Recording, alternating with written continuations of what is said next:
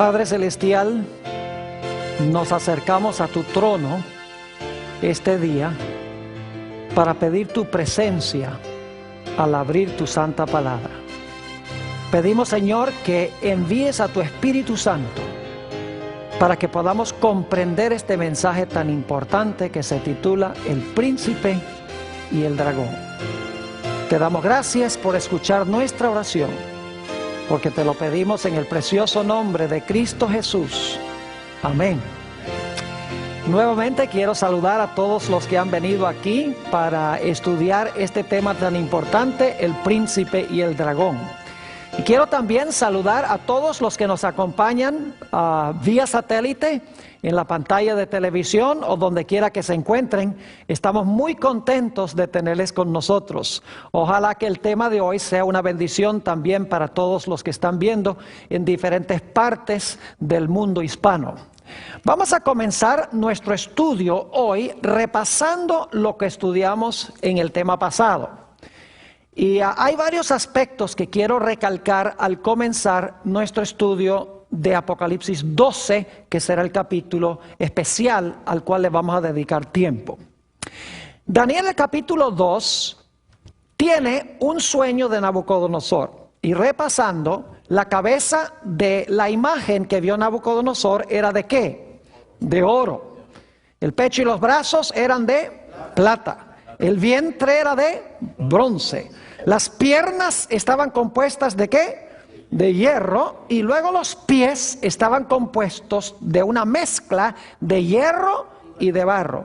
10 dedos con una mezcla de hierro y barro. Ahora, ¿qué representa la cabeza de oro? Babilonia. ¿Qué representa el pecho y los brazos de plata? Medo-Persia. ¿Qué representa el vientre de bronce? Grecia. ¿Qué representan las piernas de hierro? Roma. Y luego, ¿qué representan los pies de hierro mezclado con barro? Representan el hecho de que Roma se dividió en 10 reinos, los 10 dedos, y luego fue una Roma diferente, porque era una Roma que era una mezcla de iglesia y ¿qué? Y de Estado. El poder civil de Roma continuó, pero se le unió también el poder de la iglesia, una amalgama, por así decirlo, de iglesia y Estado. Quiero recalcar particularmente el cuarto reino. El cuarto reino son las piernas, no olviden eso. Las piernas representan a Roma. El cuarto reino es Roma. Ahora, el segundo punto que quiero recalcar es que el capítulo que vamos a estudiar hoy en realidad tiene como trasfondo ese versículo del cual hemos hablado mucho, Génesis el capítulo 3 y el versículo 15. Allí se presentan 4 puntos centrales. Dice en primer lugar que va a haber enemistad. En segundo lugar hay una serpiente. En tercer lugar hay una mujer. Y en cuarto lugar hay 2 simientes. Es decir, va a haber una guerra entre la serpiente y la mujer. Y entre la simiente de la serpiente y la simiente de la mujer. Pero luego dice que la guerra principal va a ser entre la simiente de la mujer y la serpiente. Porque dice que la simiente de la mujer iba a herir a la serpiente en la cabeza y la serpiente le iba a herir a la simiente de la mujer en el calcañar. Es decir, la guerra es entre la serpiente y la mujer y entre la serpiente y la simiente de la mujer. Es muy importante recordar eso porque eso está en el trasfondo del capítulo que vamos a estudiar hoy. El tercer punto que quiero recalcar al comenzar nuestro estudio es que la serpiente de Génesis 3:15 está involucrada en todas las etapas de Apocalipsis el capítulo 12. Algunas personas me dicen, Pastor Bor, lo que usted está estudiando esta noche tiene muy poco que ver con Génesis. La gente que dice esto ignora el hecho de que detrás de Apocalipsis 12 que vamos a estudiar hoy está el trasfondo de Génesis 3 y el versículo 15. En otras palabras, vamos a encontrar que en Apocalipsis 12 hay 3 etapas. La primera etapa es la guerra de la serpiente o del dragón contra el niño que va a tener una mujer. Esa es la primera etapa. La segunda etapa, cuando el niño ya se le escapa a la serpiente no es capaz de matarlo, entonces dice que la serpiente o el dragón se lanza en contra de la mujer que trajo al mundo al niño varón. Y luego finalmente la tercera etapa es cuando el dragón se lanza contra la simiente de la mujer. Es decir, el remanente final que va a vivir en el mundo va a ser atacado por el dragón o por la serpiente. Vamos a encontrar en nuestro estudio que en cada una de las 3 etapas es la serpiente o el dragón que quiere matar al niño, que quiere acabar con la mujer y que quiere acabar con el remanente final. Por eso tenemos que conectar esto con Génesis 3:15, porque en Génesis 3:15 la batalla es en contra de la simiente de la mujer y es en contra también de la mujer.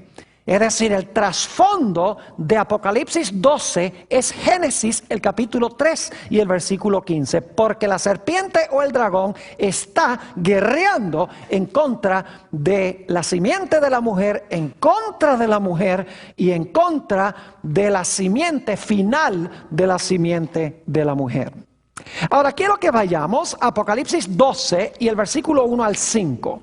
Vamos a leer estos versículos para que los tengamos en mente y luego entonces vamos a interpretar su significado. Apocalipsis 12 y el versículo 1 al 5. Dice: apareció en el cielo una gran señal, una mujer vestida del sol, con la luna debajo de sus pies, y sobre su cabeza una corona de 12 estrellas.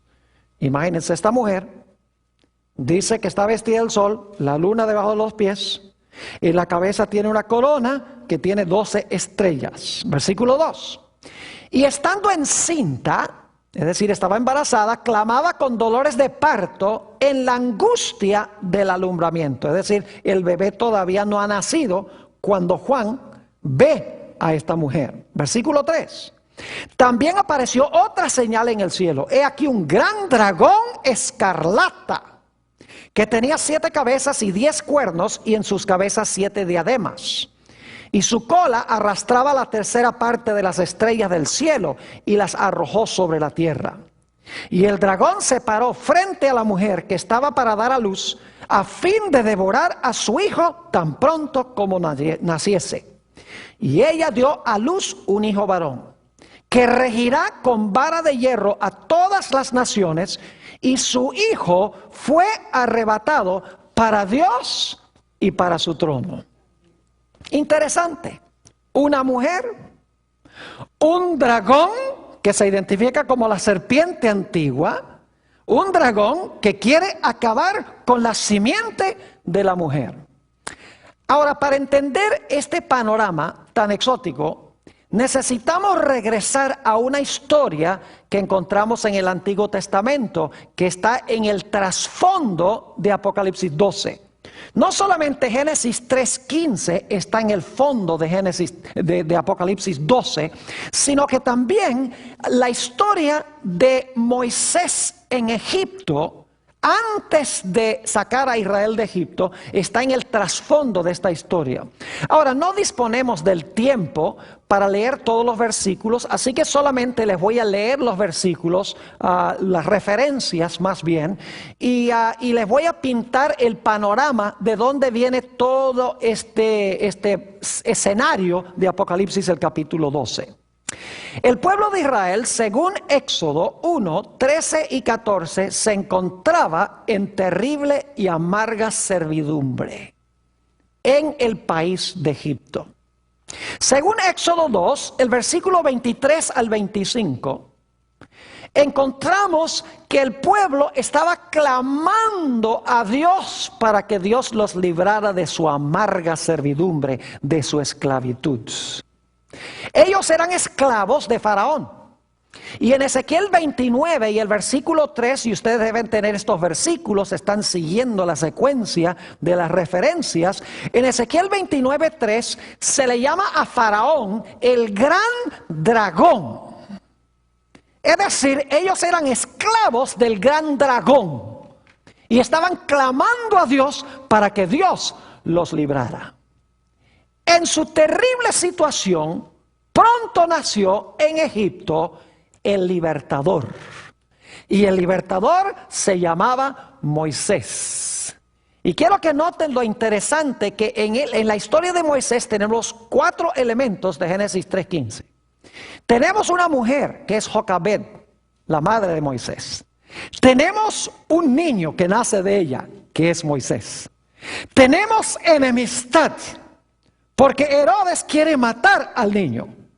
Y detrás de Herodes está Satanás, quien es el que en verdad quiere matar al niño. Es decir, la serpiente está detrás del telón. Fíjense qué interesante que en la historia de Moisés se está repitiendo la historia de Génesis 3:15. Así que el pueblo clama a Dios, nace Moisés el libertador, y Faraón sospecha que entre el pueblo de Israel hay uno que podría tratar de librarlos. Y por lo tanto nos dice en Éxodo 1 y el versículo 22 que Faraón mandó a matar a todos los niños varones, con la esperanza de que matando a los niños varones pueda matar también al prospectivo libertador de este pueblo. Interesante. Además de eso, encontramos que la estrategia de Satanás es mucho mayor que meramente matar a Moisés. Escuchen bien. Dios había dado una profecía 400 años antes. Esa profecía se encuentra en el libro de Génesis, el capítulo 15 y el versículo 13 al 15, donde Dios estaba diciendo a Abraham que cuando pasaran 400 años, Él iba a intervenir para librar a su pueblo de Egipto y que los iba a llevar a Canaán. Así que el diablo dice, cuando se acaben los 400 años, Dios va a sacar a este pueblo de Egipto para llevarlos a Canaán. ¿Sabía el diablo cuándo comenzaron los 400 años? Claro que sí. ¿Creen ustedes que el diablo sabía cuando los 400 años estaban a punto de terminar? Obviamente que sí, porque él lee la historia. Y por lo tanto, cuando el niño va a nacer, Satanás a través de Herodes lo está ¿qué? Lo está esperando para matarlo. Y mata a todos los niños menores de 2 años. Es interesante cómo el diablo trató de impedir que el pueblo de Israel fuera a Canaán. En primer lugar, vio que Dios llevó a Abraham a Canaán. Dice, algo va a pasar en Canaán. Luego se da la profecía de que Dios va a sacar a su pueblo de Egipto y lo va a llevar a Canaán. El diablo dice, hay algo especial en Canaán.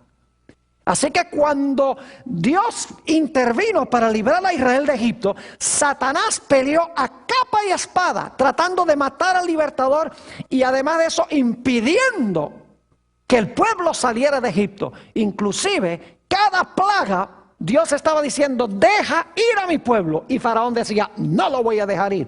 Porque Faraón era un instrumento ¿de quién? Era un instrumento de Satanás. Satanás no quería que el pueblo fuese ¿a dónde? A Canaán. Porque algo iba a pasar en Canaán. El Mesías iba a nacer en Canaán. Y lo interesante es que cuando el pueblo de Israel llegó a las fronteras de Canaán, Satanás los incitó para que cometieran idolatría y fornicación con las mujeres de Moab. Porque Satanás no quería que entraran. Cuando los espías 40 años antes llegaron a las fronteras de Canaán, 10 de los espías dieron un mal informe. No se puede entrar. Estaban siendo usados ¿por quién? Por Satanás. Satanás no quería que entraran a Canaán. Y luego cuando el pueblo de Israel finalmente procedió a entrar a Canaán, las naciones de allí pelearon a capa y espada para impedir que Israel entrara en Canaán. Satanás sabía que había algo especial en Canaán y por lo tanto, cuando Dios vino, después de los 400 años para librar a Israel, Satanás dice, van a nacer un niño y ese niño va a librar a Israel para llevarlos a Canaán y yo no lo voy a permitir. Lo interesante es que la vida de Moisés fue preservada en Egipto. A pesar de que Faraón quería matarlo, no lo pudo matar. Dios le preservó la vida a Moisés en Egipto. Y luego Dios llamó a Moisés a salir de Egipto con el pueblo de Dios después de haberlo preservado en Egipto. Lo interesante es que en Éxodo 12, escuchen bien, la señal de liberación del pueblo de Israel fue el sacrificio del cordero pascual. Se debía escoger un cordero perfecto y ese cordero perfecto se debía sacrificar. Y se debía poner la sangre en el dintel de la puerta y en los postes de la puerta. Es decir, la señal de la liberación del pueblo de Israel de servidumbre o de esclavitud fue el sacrificio de ¿qué? El sacrificio de un cordero sin mancha, ni arruga, ni cosa semejante. Es decir, el cordero los libró de su servidumbre. Ahora es interesante notar cómo termina la vida de Moisés. En Deuteronomio 34 y el versículo 5 y 6, Deuteronomio 34 y el versículo 5 y 6, se habla de la muerte de Moisés. Y solo les voy a mencionar algunas cosas en cuanto a la muerte de Moisés. Allí se dicen dos cosas que son muy extrañas en cuanto a su muerte. En primer lugar, nos dice ese texto que cuando Moisés murió, Dios lo sepultó. Es la única persona en toda la Biblia que Dios haya sepultado. Pero eso no es todo. Porque nos dice el texto también que nadie sabía a dónde estaba el sepulcro de Moisés. Y eso es raro. Porque los judíos marcaban las tumbas de sus héroes. Es decir, ellos sabían dónde estaba enterrado David, dónde estaba enterrado Abraham, dónde estaba enterrado Daniel. Ellos sabían a dónde estaban enterrados o sepultados sus héroes. Pero dicen Deuteronomio 34 que nadie sabía a dónde estaba enterrado Moisés. Y que Dios lo sepultó. ¿Por qué fue diferente el caso de Moisés que todos los demás héroes? En Judas 9, y quiero ir a este texto, el libro de Judas 9, encontramos que cuando Moisés murió, algo increíble sucedió. Se realizó una batalla por el cuerpo de Moisés. Judas 9 dice, pero cuando el arcángel Miguel contendía con el diablo, disputando con él por el cuerpo de Moisés, no se atrevió a proferir juicio de maldición contra él, sino que dijo, el Señor te reprenda. ¿Qué hubo cuando Moisés murió? Hubo una batalla entre Miguel el arcángel y ¿quién? Y Satanás. Y estaban peleando ¿por qué? Por el cuerpo de Moisés. ¿Ustedes creen que Dios pelea por cuerpos muertos? ¿A qué había venido Miguel el arcángel? Miguel el arcángel había venido a resucitar a Moisés. Y ustedes dicen, pero pastor Borg, ¿cómo es que vino a resucitar a Moisés el arcángel Miguel? Escuchen bien, en el Nuevo Testamento, en 1 de Tesalonicenses 4, dice que cuando el Señor Jesucristo venga con sus ángeles, dice que tendrá voz de mando, voz de arcángel y trompeta de Dios. Jesús hablará con la voz del arcángel. Es decir, el arcángel Miguel aquí en realidad es Jesús. Ahora entiéndame bien, no estoy diciendo que Jesús fue creado en algún momento, como enseñan algunas religiones. Dicen, bueno, Jesús era un ángel, fue la primera criatura de Dios, Dios hizo ese ángel primero. No, Jesús nunca fue creado, Jesús es eterno Dios. Pero la Biblia aquí lo llama el arcángel Miguel. Y en el Antiguo Testamento también se le llama el ángel de Jehová. No tengo tiempo de entrar a todos los versículos, pero en el Antiguo Testamento el ángel de Jehová es Dios en varios pasajes. Es decir, había venido Cristo Jesús y se estaba disputando el cuerpo de Moisés. Y alguno dice, ¿cómo sabe usted, pastor, porque Moisés resucitó? ¿Saben por qué? Porque aproximadamente unos 1400 años más tarde, en Mateo 17 y el versículo 3, cuando Jesús está en el monte de la transfiguración, dice la Biblia que Moisés y Elías vinieron para hablar con Jesús. No dice que era el alma de Elías o el alma de Moisés. Dice que vinieron Moisés y Elías. Es decir, Moisés para poder venir tenía que estar ¿qué? Tenía que estar vivo. El arcángel Miguel vino ¿a qué? A resucitarlo y para llevárselo ¿a dónde? Para arrebatarlo a Dios y a su trono, para llevarlo al cielo. Ahora, yo no sé si ustedes están viendo una serie de paralelos entre esto y lo que encontramos en Apocalipsis 12. Es increíble el paralelismo. Ahora, vamos a resumir lo que hemos estudiado en cuanto a Israel.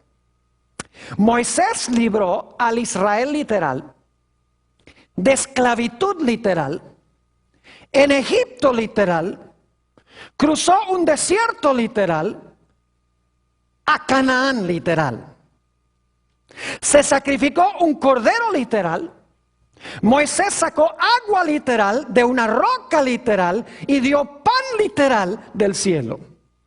Se levantó una serpiente literal en el desierto para neutralizar el veneno literal de las serpientes literales para librar a Israel de la muerte literal. Ahora yo pregunto algo. ¿Tenían simbolismo todas esas cosas literales? Claro que sí. Lo literal que pasó con el pueblo de Israel llegó a simbolizar grandes realidades espirituales y mundiales. Porque el pan representaba a Jesús, la serpiente representaba a Jesús, el agua representaba a Jesús, la roca era Jesús, el libertador era Jesús. Es decir, que lo que pasó literalmente con Israel era una ilustración o una figura de grandes realidades mundiales, espirituales, que iban a realizarse en el futuro. Ahora, ¿saben lo que es interesante? En la Biblia, Dios prometió enviar a un profeta semejante a Moisés, pero mayor que Moisés. Note lo que dice en el libro de los Hebreos, el capítulo 3 y el versículo 1 y 2. Hebreos, el capítulo 3 y el versículo 1 y 2. Fíjense el paralelo que se hace entre Moisés y Jesús. Dice, por tanto, hermanos santos, participantes del llamamiento celestial, considerad al apóstol y sumo sacerdote de nuestra profesión, Cristo Jesús, el cual es fiel al que le constituyó. Y ahora escuchen, como también lo fue Moisés en toda la casa de Dios. Se está haciendo un paralelo entre ¿quiénes? Entre Jesús, que fue fiel en la casa de Dios, ¿y quién? Y Moisés, que fue fiel en la casa de Dios. Ahora, no tenemos tiempo de leer los versículos, pero se los voy a mencionar. En Deuteronomio 18 y el versículo 15 al 18 fue que Dios prometió que iba a mandar un profeta mayor que Moisés. Y si van al Nuevo Testamento, a Hechos 3 y el versículo 22 al 26, van a encontrar allí que en realidad ese profeta mayor que Moisés no es más ni menos que Cristo Jesús. Es decir, Jesús iba a repetir la historia de Moisés, pero en vez de libertar a un pueblo en cierta localidad geográfica para llevarlos a la Canaán literal, el Señor Jesucristo iba a librar a un pueblo mundial para llevarlo a la Canaán celestial. Es decir, que lo que pasó con Moisés como líder de Israel es un símbolo de Jesús, el líder de su pueblo en los últimos días.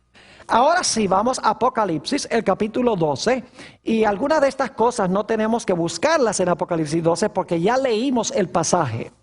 Pero en Apocalipsis 12, 1 y 2 encontramos que hay una mujer, ¿verdad que sí? Hay una mujer. Ahora, quiero que noten lo que representa esta mujer, porque estamos hablando de símbolos. El diablo no es un dragón con 7 cabezas, ni tampoco es rojo. Son símbolos, es decir, representan algo más allá de lo literal. Así que esta mujer debe representar algo. Note lo que dice Jeremías, el capítulo 6 y el versículo 2. Jeremías, el capítulo 6 y el versículo 2. Nos dice qué representa la mujer. Dice allí: destruiré a la bella y delicada, ¿qué cosa? Hija de Sión. Fíjense que Dios considera a Sión, a su pueblo, como bella y qué cosa, delicada. En realidad en el hebreo dice: compararé a la hija de Sión con una mujer bella y delicada. Ahora quiero que noten también lo que dice Jeremías 31 y el versículo 32. Jeremías 31 y el versículo 32. Y quiero que noten que Dios es el esposo e Israel es su esposa. Dice allí en el libro de Jeremías, el capítulo 31 y el versículo 32: no como el pacto que hice con sus padres el día que tomé su mano para sacarlos de la tierra de Egipto. Porque ellos invalidaron mi pacto, es decir, Israel, dice Dios, invalidó mi pacto, aunque yo fui un ¿qué? Yo fui un marido para ellos, dice Jehová. Es decir, Dios es el esposo e Israel es su ¿qué? Es su esposa. ¿Y quién va a nacer de la esposa de Dios el Padre? Va a nacer la simiente prometida. Va a nacer Jesús. Entonces, ¿qué representa la mujer? La mujer representa a Israel.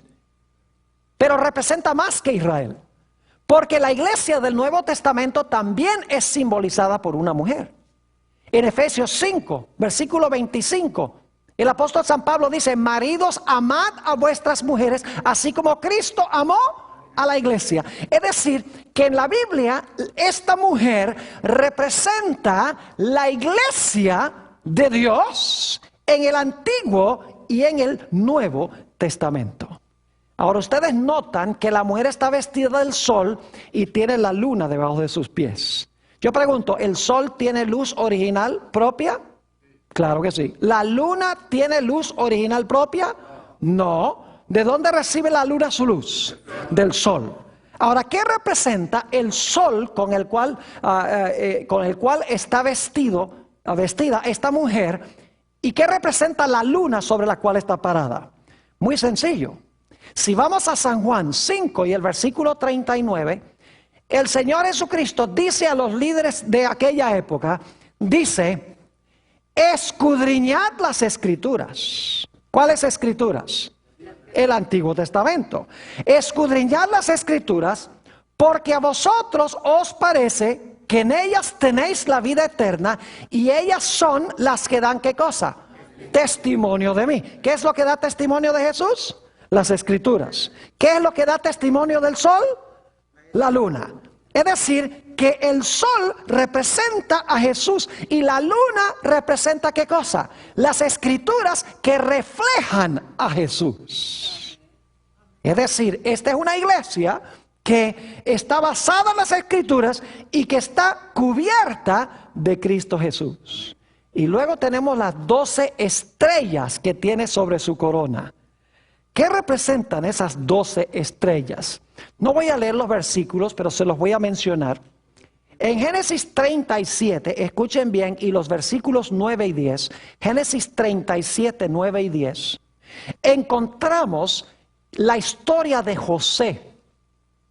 ¿Recuerdan uno de los sueños que tuvo José? Uno de sus sueños fue que vio que el sol, la luna y las ¿qué? Y 11 estrellas se inclinaban ante él. Eso está en Génesis 37 y el versículo 9 y 10. Ahora yo pregunto, ¿qué representaban las 11 estrellas? Las 11 estrellas representaban los ¿qué? Los hermanos de José. Lo cual significa que José sería la estrella número ¿qué? La estrella número 12. Es decir, que las 12 estrellas representan a los hijos de ¿quién? A los hijos de Jacob. ¿Y qué llegaron a formar los 12 hijos de Jacob? Llegaron a formar las 12 tribus de Israel, que son el pueblo de Israel, que estaba compuesto de 12 tribus. Note lo que dice en Génesis 49, 28 sobre este asunto. Génesis, el capítulo 49 y el versículo 28. Está hablando aquí de las 12 tribus de Israel, que en realidad componen a Israel. Dice en Génesis 49 y el versículo 28, todos estos fueron las 12 tribus de Israel, después de mencionar cada uno de los hijos de Jacob. Y esto fue lo que su padre les dijo al bendecirlos, a cada uno por su bendición los bendijo. Entonces, ¿qué representan las 12 estrellas? Las 12 estrellas representan al pueblo de Dios, ¿cuándo? En el Antiguo Testamento, las 12 tribus de Israel. Yo pregunto, ¿Jesús nació de la iglesia del Antiguo Testamento? Claro que sí. ¿Jesús nació de Israel? ¿Nació de las 12 tribus de Israel? ¿Cómo no? Nació de la mujer. El número 12 indica que Jesús nace de Israel. Ahora, dicho sea de paso, la mujer no solamente vamos a encontrar representa el Antiguo Testamento, sino que representa también a la esposa de Cristo en el Nuevo, que es la iglesia. ¿Cuántos apóstoles escogió Jesús? Eso es un accidente que escogió 12 apóstoles, ¿verdad? Un accidente. Dios, me gusta el número 12, dice Jesús. No. ¿Qué estaba indicando a Jesús al escoger 12 apóstoles? Estaba indicando de que se estaba continuando, ¿qué cosa? Su pueblo. 12 tribus, 12 apóstoles. Es decir, hay una sola iglesia compuesta de dos partes. Los que vivieron en el Antiguo Testamento y los que viven en el Nuevo Testamento. Pero es una sola iglesia con 12 etapas. Ahora, por si acaso alguno no cree que el número 12 es importante, cuando Judas apostató, los discípulos se reunieron y dijeron, tenemos que elegir el número 12. Tenían que tener 12. Porque el número 12 representaba una continuación ¿de qué? Una continuación del pueblo ¿de qué? Del pueblo de Israel. Es decir, la mujer representa a la iglesia del Antiguo y del Nuevo Testamento. Es una iglesia vestida de Jesús. Es una iglesia que se basa en las Escrituras que dan testimonio de Jesús. Ahora yo pregunto algo. Cuando el Señor Jesucristo nació, ¿alguien lo estaba esperando? Los judíos lo estaban esperando, ¿verdad? No. Porque dice claramente en San Juan 1:11, a los suyos vino y los suyos no le recibieron. Pero ¿quién lo estaba esperando? Lo estaba esperando Satanás. Ahora escuchen lo que les voy a decir, no pierdan este punto. ¿Qué imperio estaba gobernando cuando nació Jesús? Estaba gobernando Roma. ¿Cuál de los imperios de Daniel 2 es ese? ¿El segundo, el primero, el tercero, el cuarto? ¿Cuál es? El cuarto reino. Es decir, Jesús nació durante el periodo de las piernas ¿de qué? De las piernas de hierro. No olviden eso, porque más adelante vamos a estudiar la profecía de Daniel 7 y vamos a encontrar 4 bestias y la cuarta bestia también es Roma. Es decir, Jesús nació durante el periodo ¿del qué? Del imperio romano, durante el periodo de del cuarto reino de Daniel, el capítulo 2. Ahora Jesús, cuando nació, dice en Apocalipsis 12, como leímos el versículo 3, que Juan ve a un dragón bermejo. Y el dragón bermejo se para al lado de la mujer, ¿para qué? Para devorar a su hijo cuando el hijo nazca. ¿Pueden ustedes ver a Génesis 3:15 ahí? Claro que sí. Porque en Génesis 3:15 dice que la serpiente iba a estar enojado con la simiente de la mujer. Y ahora nace Jesús, la simiente de la mujer, y el dragón, que se le llama en Apocalipsis 12:9, la serpiente antigua, el diablo y Satanás, porque quiere conectar con Génesis 3:15. Dice que se para al lado de la mujer para devorar al niño cuando el niño nazca. ¿Quién sabía que Jesús iba a nacer? Satanás. Y Satanás dice, lo voy a matar. Pero yo pregunto, ¿Satanás procuró matarlo directamente? No. ¿Recuerdan que en el Antiguo Testamento Faraón se llamaba el gran dragón? Ezequiel 29:3, el gran dragón. Había un gran dragón esperando a Jesús también. Claro, era Satanás. Pero ¿qué usó Satanás para tratar de matar a Jesús? Note lo que dice Mateo, el capítulo 2 y el versículo 16. San Mateo, el capítulo 2 y el versículo 16. Al igual que en el Antiguo Testamento, Satanás obró a través de Faraón. En el Nuevo Testamento trata de matar a Jesús a través de ¿quién? A través de Herodes, a través de su simiente. Note lo que dice Mateo, el capítulo 2. ¿Qué dije yo? ¿Qué versículo? San Mateo 2 y el versículo 16. Esto es cuando los reyes magos no vuelven por Jerusalén, se van por otra ruta. Dice: Herodes entonces, cuando se vio burlado por los magos, se enojó mucho y mandó matar a todos los niños menores de 2 años que había en Belén y en todos sus alrededores, conforme al tiempo que había inquirido de los magos. Yo pregunto, ¿eso también pasó en los días de Moisés? Solo que allá fue Faraón y ahora fue ¿quién? Fue Herodes el que lo hizo, según dice esto. ¿Y quién estaba detrás de Herodes? Satanás, porque Apocalipsis 12 dice que el gran dragón se paró delante de la mujer. Mateo dice que fue Herodes, así que sabemos que fue el gran dragón usando ¿a quién? Usando a Herodes. Así que la primera etapa de la batalla es el dragón contra ¿quién? El dragón contra el niño. Fíjense que la primera guerra no es contra la mujer. El dragón no trata de matar primero a la mujer, sino procura matar primero ¿a quién? A la simiente de la mujer, exactamente como lo dice en Génesis 3 y el versículo 15. Yo pregunto, ¿el Señor Jesucristo murió como el Cordero Pascual? Note lo que dice en 1 de Corintios, el capítulo 5 y el versículo 7. 1 de Corintios, el capítulo 5 y el versículo 7. Jesús está repitiendo la historia de Israel. Yo no sé si ustedes se están dando cuenta, pero lo está haciendo no solo para Israel allá en el Medio Oriente, sino que Israel es toda la raza humana. Ahora fíjense lo que dice 1 de Corintios, el capítulo 5 y el versículo 7. Aquí el apóstol Pablo está recordando la experiencia de la liberación de Egipto. Dice aquí: limpiaos pues de la vieja levadura, para que seáis nueva masa. Dicho sea de paso, también comieron panes sin levadura allá en el Éxodo. Dice: sin levadura sois, porque nuestra Pascua, que es Cristo, ya fue sacrificada por nosotros. ¿Qué representaba el cordero que fue sacrificado para librar a Israel? Representaba a Cristo Jesús, quien iba a morir como el cordero pascual para librarnos de la servidumbre ¿al qué? De la servidumbre al pecado. Yo pregunto algo: cuando Jesús nació, ¿la raza humana estaba esclava? ¿Sí? Claro que sí. Fíjense lo que Jesús le dijo a los judíos. San Juan 8 y el versículo 34 al 36. San Juan 8 y los versículos 34 al 36. El pueblo estaba cautivo, igual que Israel en Egipto.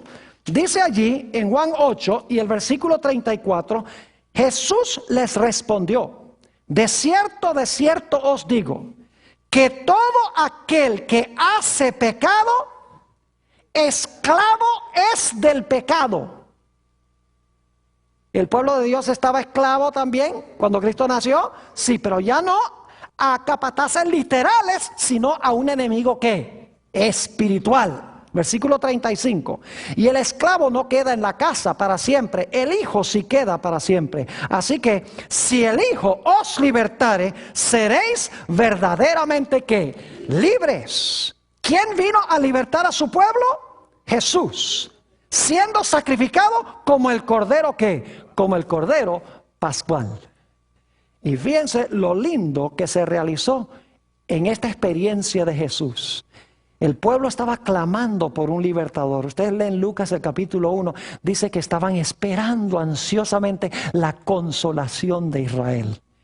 Igual que en el Antiguo Testamento el pueblo estaba clamando y anhelando que viniera el libertador. en el Nuevo Testamento el pueblo estaba anhelando también que viniera el libertador prometido. En ambos casos se mataron niños. En ambos casos el dragón se paró delante de la mujer para devorar a su hijo.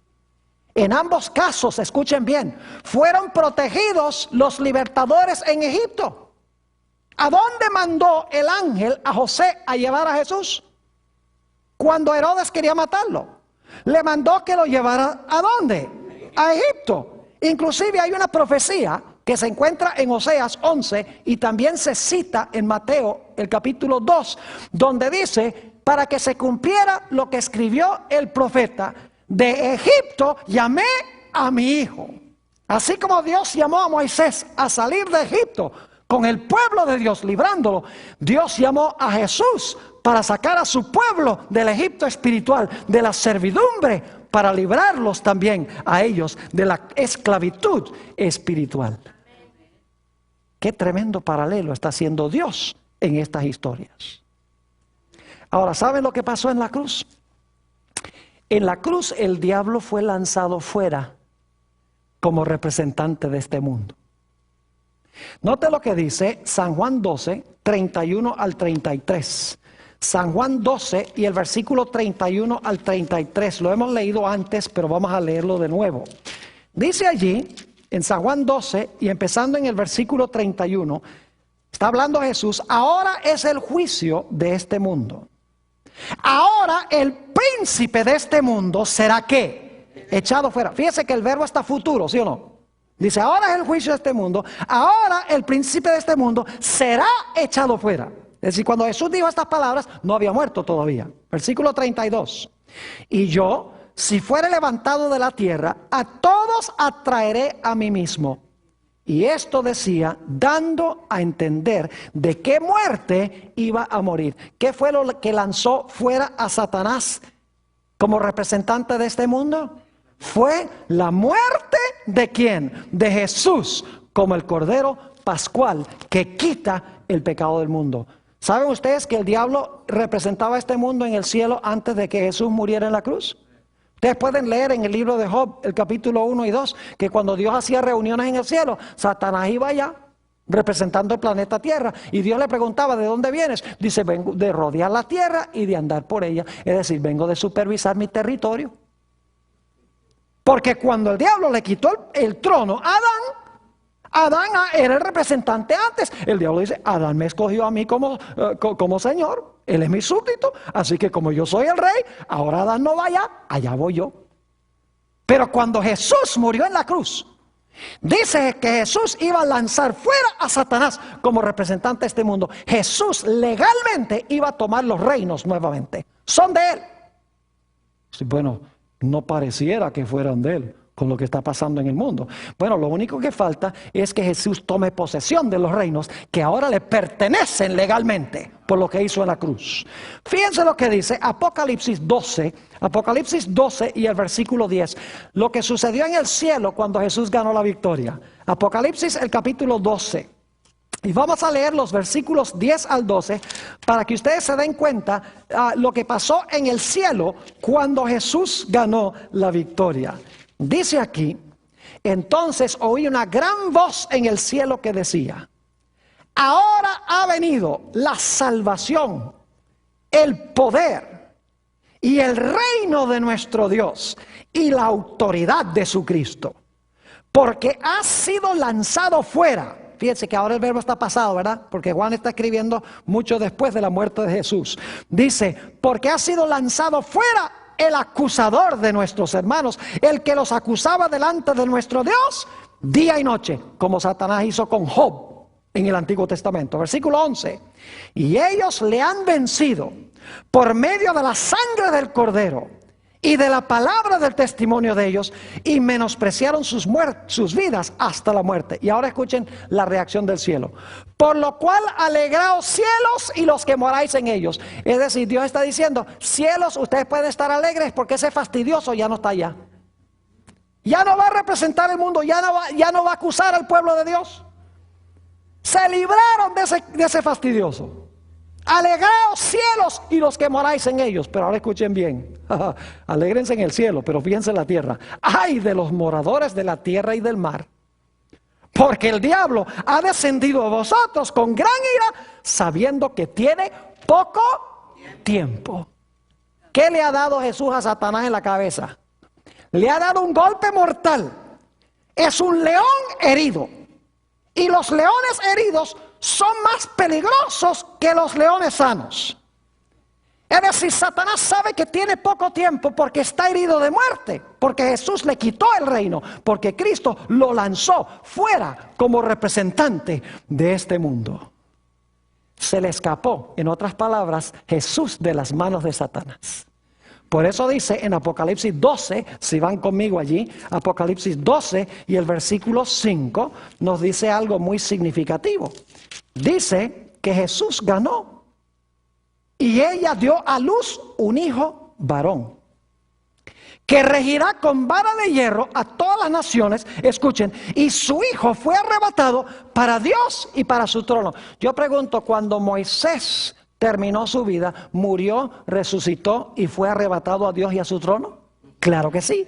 Y este libertador también murió, resucitó y fue arrebatado a Dios y a su trono. Satanás no lo pudo derrotar.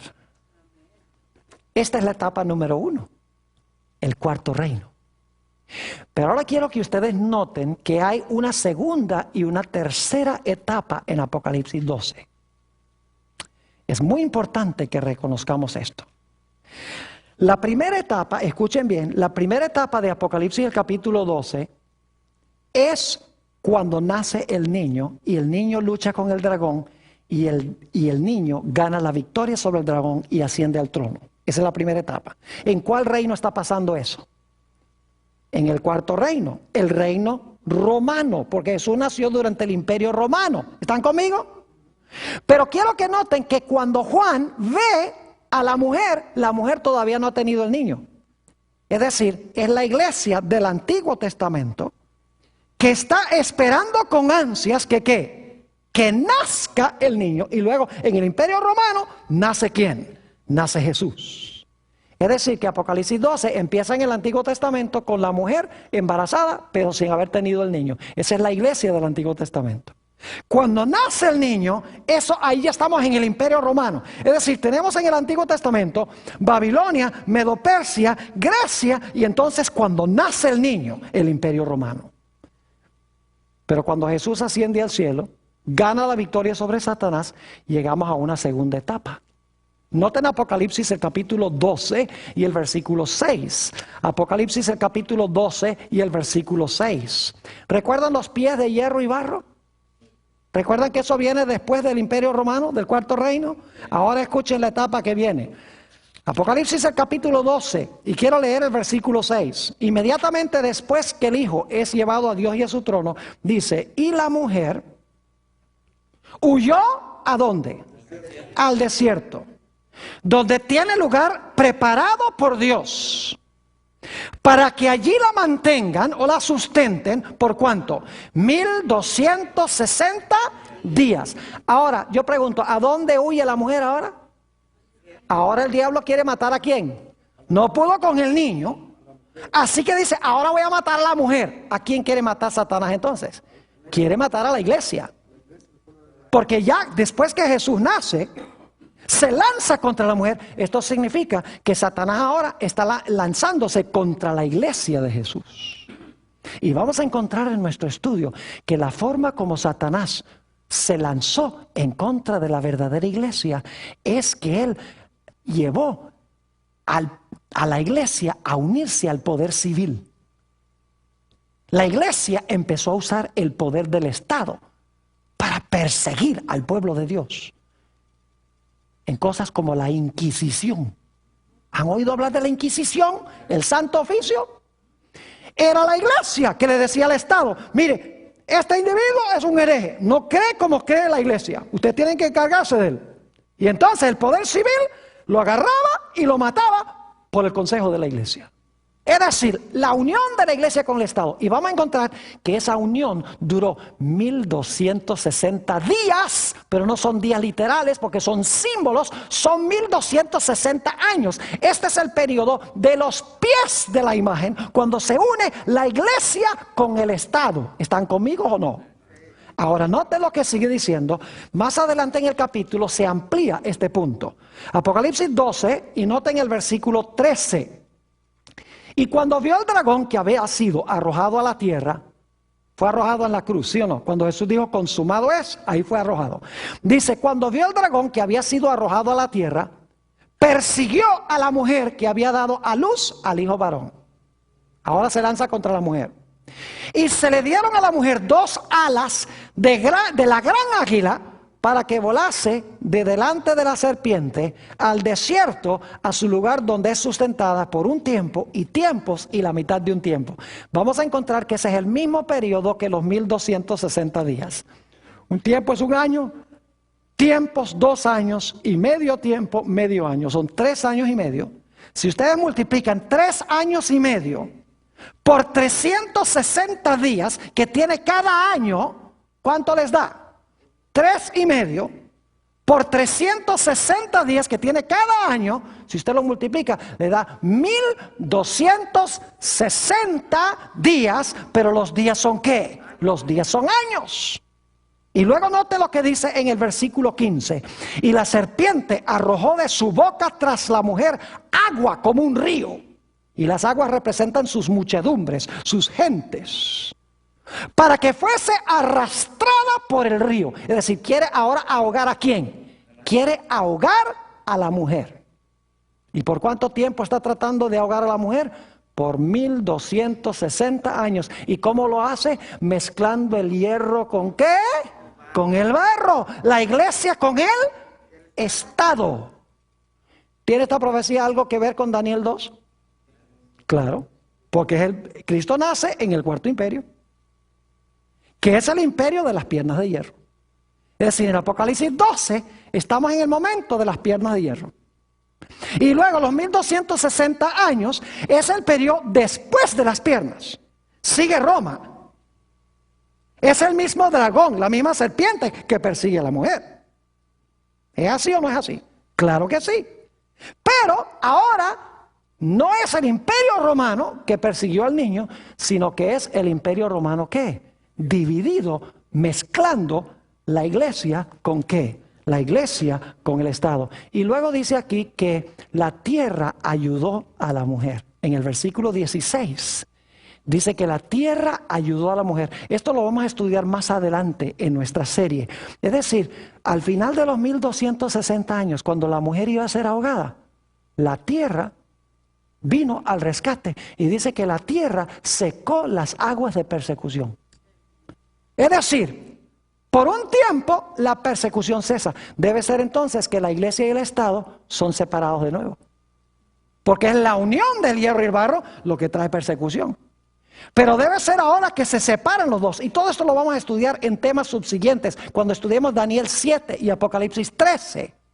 Es decir, que por un tiempo cesa la persecución, porque la iglesia y el Estado ya no están unidos. Recuerden que les mencioné que en los pies hay 2 etapas.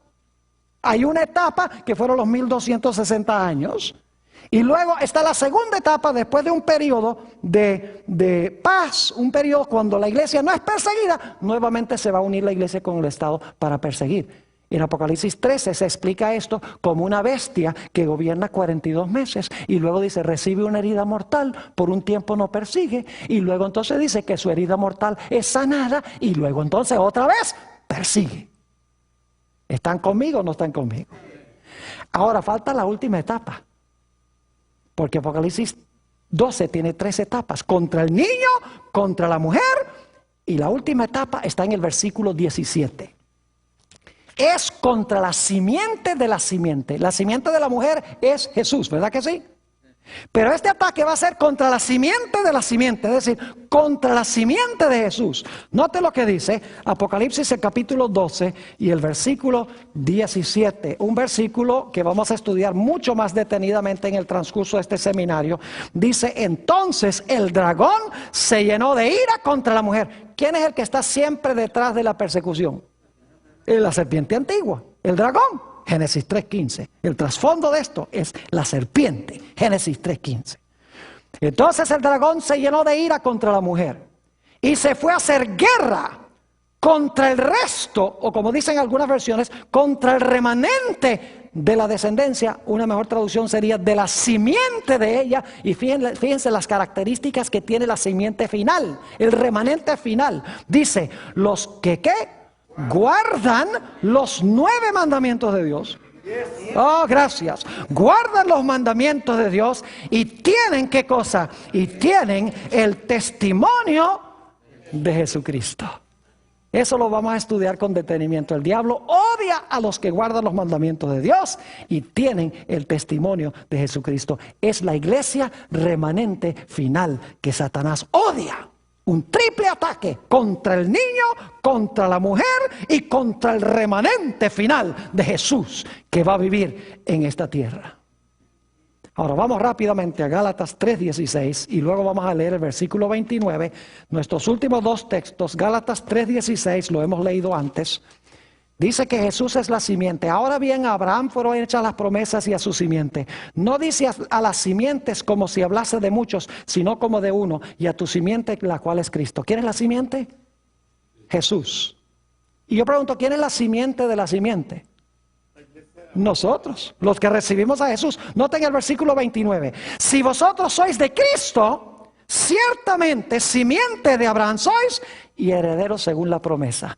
Es decir, el ataque final de Satanás va a ser contra la simiente que se ha unido con Jesús. La simiente de la simiente. Los que guardan los mandamientos de Dios y tienen el testimonio de Jesús.